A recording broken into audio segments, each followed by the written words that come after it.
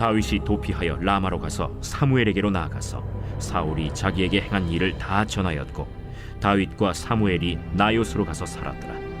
어떤 사람이 사울에게 전하여 이르되 다윗이 라마 나요스에 있더이다. 사울이 다윗을 잡으러 전령들을 보냈더니 그들이 선지자 무리가 예언하는 것과 사무엘이 그들의 수령으로 선 것을 볼 때 하나님의 영이 사울의 전령들에게 임하매 그들도 예언을 한지라. 어떤 사람이 그것을 사울에게 알림해 사울이 다른 전령들을 보냈더니 그들도 예언을 했으므로 사울이 세 번째 다시 전령들을 보냈더니 그들도 예언을 한지라. 이에 사울도 라마로 가서 세구에 있는 큰 우물에 도착하여 물어 이르되 사무엘과 다윗이 어디 있느냐?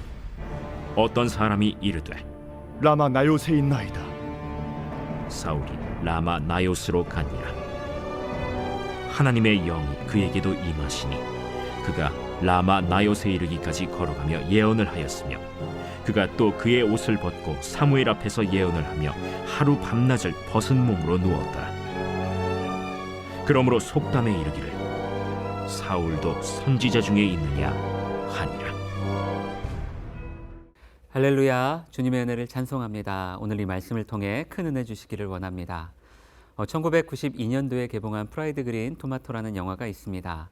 약 100여 년 전 그 미국 남부에 살던 이찌와 루스라는 두 여성의 아름다운 우정 이야기를 그린 영화인데요. 실화를 바탕으로 하고 있습니다.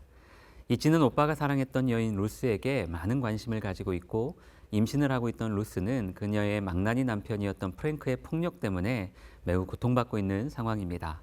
이런 상황에서 이찌는 그녀를 자신의 집에 데려와 살게 합니다.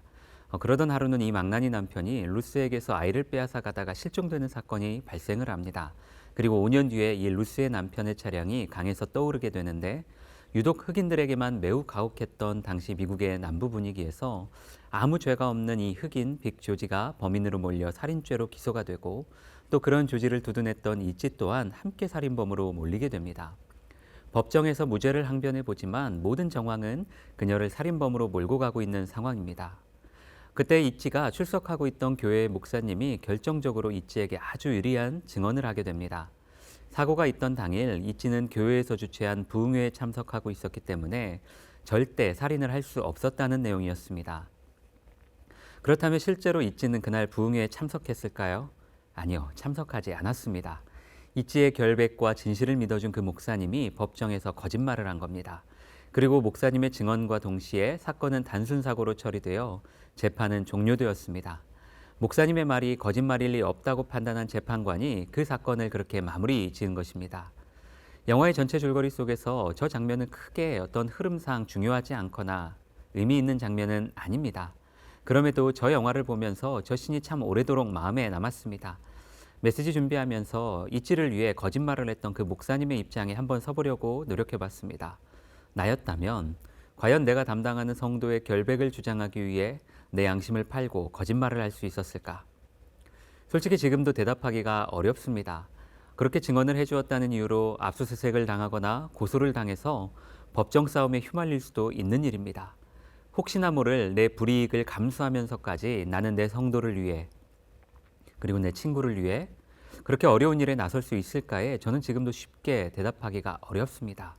그리고 이것이 아마 저 같은 평범한 사람의 마음일 겁니다.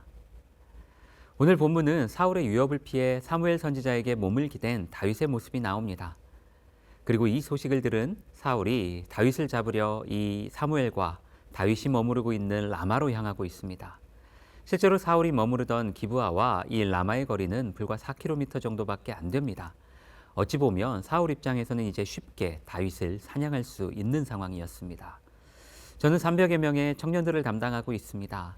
그런 청년들을 돌봐야 하기 때문에 해야 할 일이 참 많고 그러다 보니 또 때로는 제대로 하지 못하는 것 같아서 자책감이 들 때도 있고 청년들에게 미안한 마음도 있습니다.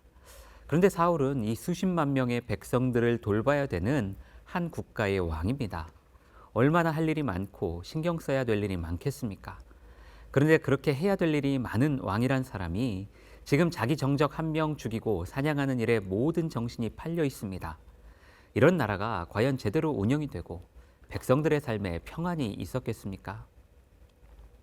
실제로 본문 한참 뒤로 가면 사울은 다윗이 머물렀던 그 지역의 한 제사장들 수십 명을 학살하는 이 천인공노할 짓을 저지르게 됩니다. 점점 더 광기에 사로잡혀 정상적이고 이성적인 판단을 할 수 없는 수준에 이르게 된 것이죠. 이런 상황에서 사울이 알 수 없는 이 황홀경에 빠져 잠깐 정신을 놓게 되는 상황이 벌어집니다. 다윗의 무고함을 누구보다 잘 아시는 주님이 다윗을 지키시기 위해 이 상황에 개입하셨음을 우리가 쉽게 예측할 수가 있는 겁니다. 여러분, 그런데 저는 이 상황에서 다른 것보다 힘들게 도망쳐서 자신에게 찾아온 이 다윗을 받아준 사무엘의 모습에 주목이 됩니다. 사무엘이 민족의 영적인 지도자인 것은 맞지만 이미 노쇠했고 무엇보다 자기 아들들의 비행으로 인해 이스라엘 사회가 왕정시대로 넘어가는 빌미를 주었던 큰 과오가 있었습니다. 그리고 무엇보다 지금 이 사울의 광기로 미루어 봤을 때 얼마든지 자기 또한 큰 위기에 처할 수 있는 상황이었습니다. 그럼에도 사무엘은 자신을 찾아온 다윗을 받아주고 그와 함께 일정 기간을 함께 살게 됩니다. 자신이 위험에 처할 수 있는 상황이었음에도 불구하고 다윗을 기꺼이 받아준 것입니다. 지금 지구 반대편에서는 엄청난 재앙으로 말미암아 많은 사람들이 희생을 당했습니다.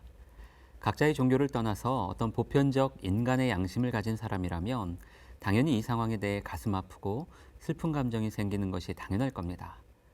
그런데 우리가 흔히 하는 말 중에 남의 상처와 아픔이 아무리 크다 한들 내 손톱 밑 가시가 더 아프다라는 말이 있습니다.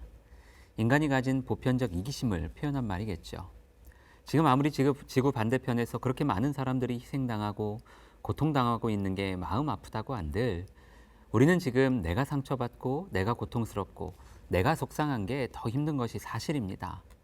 상대방이 아무리 지금 어렵고 힘든 일을 겪고 있다고 한들 혹시나 내 영역을 침범한다거나 나를 불편하게 한다면 그 사람의 고통보다 내가 겪게 되는 그 불편함과 고통이 더 힘들 겁니다. 이게 사람의 당연한 마음이고 본성이라고 생각합니다. 이 부분에서 자유로울 수 있는 사람 그렇게 많지 않을 것 같습니다. 그런 면에서 오늘 사무엘이 보여준 태도는 참 우리에게 시사하는 바가 큽니다. 다윗을 거둬준 것 자체가 사울 왕을 지금 적으로 돌리는 메시지입니다.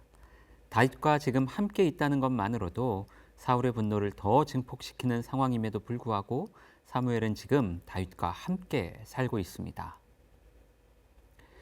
가끔 다윗의 삶을 묵상하면서 무엇이 제일 다윗의 마음을 아프게 했을까? 그런 생각을 해보게 됩니다. 아마도 사람으로 인해 겪는 그 아픔이 제일 크지 않았을까 하는 생각이 드는데요. 시편 3편 1절에서 2절은 이렇게 말합니다. 여호와여 나의 대적이 어찌 그리 많은지요. 일어나 나를 치는 자가 많으니이다. 많은 사람이 나를 대적하여 말하기를 그는 하나님께 구원을 받지 못한다 하나이다. 또 시편 40편 14절에서 15절은 이렇게 말합니다. 내 생명을 찾아 멸하려 하는 자는 다 수치와 낭패를 당하게 하시며 나의 해를 기뻐하는 자는 다 물러가 욕을 당하게 하소서. 나를 향하여 하하하하 하며 조소하는 자들이 자기 수치로 말미암아 놀라게 하소서. 이 말씀을 보면 지금 다윗의 고통과 어려움을 보면서 조롱하고 멸시하고 쉽게 판단하며 이 모든 상황의 원인은 네 죄 때문이다. 그렇게 결론내는 사람들로 인해 다윗이 고통스러워하고 있다는 것이 여실히 드러나고 있습니다. 다윗의 고통을 자기 기쁨으로 즐기고 있고 또 다윗의 어려움을 통해 쾌감을 느끼는 사람들이 다윗 주변에 참 많았습니다. 또 그뿐 아니라 미움받고 공격받는 다윗으로 인해 혹시 자기가 피해볼까 봐 슬슬 피하고 다윗을 외면했던 사람들도 많았습니다. 다윗의 시를 보면 사울이 주는 위협과 고통보다 이 사람들로 인한 고통이 훨씬 더 컸던 것 같습니다. 그래서 다윗은 그때마다 주님께서 신원하여 주시기를 간절히 기도하고 간구했던 것입니다. 타인의 고통보다 내 아픔과 고통에 더 민감한 것이 우리의 삶입니다. 저부터도 그 연약함 속에서 허우적대고 있기 때문에 그것을 무작정 비난하고 싶지는 않습니다. 저나 여러분이 사무엘처럼 고통받고 코너에 몰린 사람을 기꺼이 끌어안고 그로 인한 피해를 다 감수하면서까지 살 수 있을 거라고 생각하지는 않습니다. 그러기에는 우리 모두가 너무나 나약한 존재에 불과합니다. 그러나 적어도 주님을 주로 고백하는, 주님을 주인이라고 고백하는 우리가 내 이익을 위해 누군가를 코너로 몰고 누군가를 몰락시키는 일에 적극적으로 나서지 않았으면 좋겠습니다. 타인의 고통을 보며 쾌감을 느끼거나 이러쿵저러쿵 함부로 평가하고 판단하지 않았으면 좋겠습니다. 타인을 위해 적극적으로 나서줄 수 없다면 적어도 그 사람을 더 아프게 하는, 그 사람의 고통을 배가시키는 그런 말과 행동은 하지 않아야 됩니다. 가끔 우리 주변에 주님의 이름과 사랑이라는 이름으로 위로를 하려고 하는 사람들이 있는데 때로는 그냥 아무 말도 하지 않는 것이 더 유익할 때가 있습니다. 때로는 침묵이 더 큰 위로와 격려가 될 때도 있습니다. 사랑하는 성도님들, 오늘 주님의 이름으로 모인 공동체에서 누군가에 대해 너무 쉽게 말하고 너무 쉽게 결론 내거나 단정 짓고 있지는 않습니까?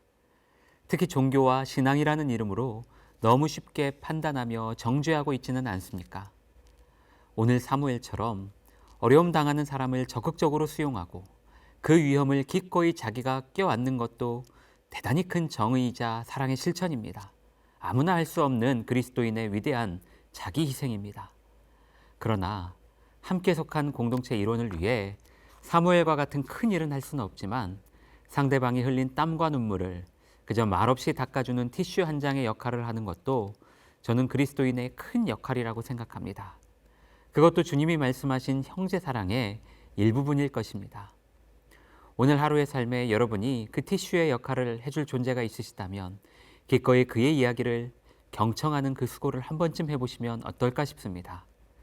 사람들 보기에는 그냥 작은 티슈 한 장일지 모르지만 누군가의 삶을 다시 일으키고 회복시키는 거룩하고 복된 성령의 도구가 될 수도 있습니다.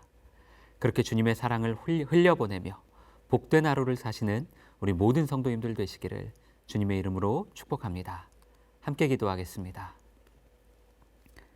주님, 오늘 이 말씀 가운데 우리에게 찾아오신 그 주님의 은혜를 찬송합니다.